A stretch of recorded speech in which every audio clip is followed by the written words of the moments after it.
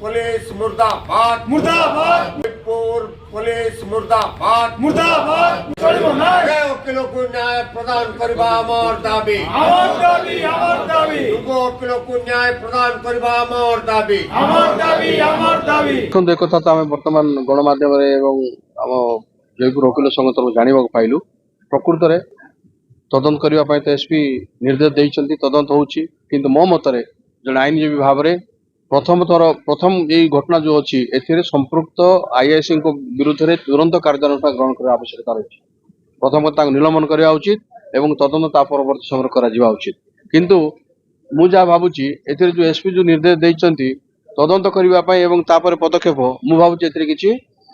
କମି ଅଛି, ଯୋଉଟାକି ସେ କି ଆଇଏସ୍ଙ୍କୁ ସପୋର୍ଟ କରିବା ପାଇଁ ବା ତାଙ୍କର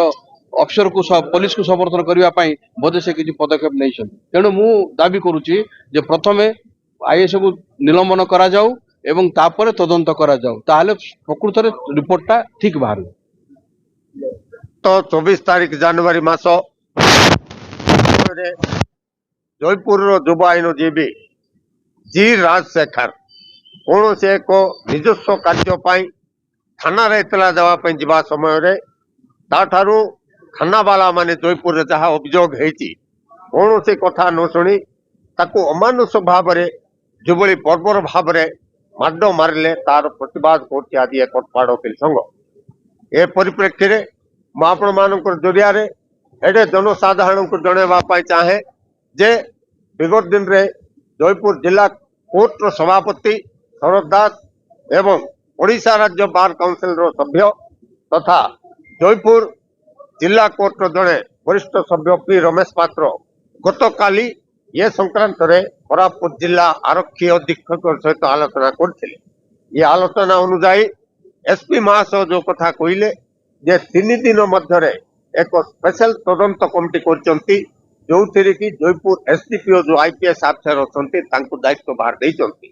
से 3 दिन मध्य यार एक रिपोर्ट दाखल करेंगे। रिपोर्ट तथ्य अनुजाई सत्यता कौन घटना संपर्क में कौन आलोचना है घटना से एफआईआर दबा समय कहीं भाव निष्ठुर कार्यकलाप पुलिस द्वारा है यह संपर्क में सूची आसला ये परवर्ती कार्यक्रम रे जिला कोर्ट एवं अभुक्त कोरापुट जिलार जो वकील संघ मान अच्छी जो मुताबिक से निर्देश करेंगे से जो भली पदक्षेप ने ये कटपाड़ वकील संघ से पदक्षेप नब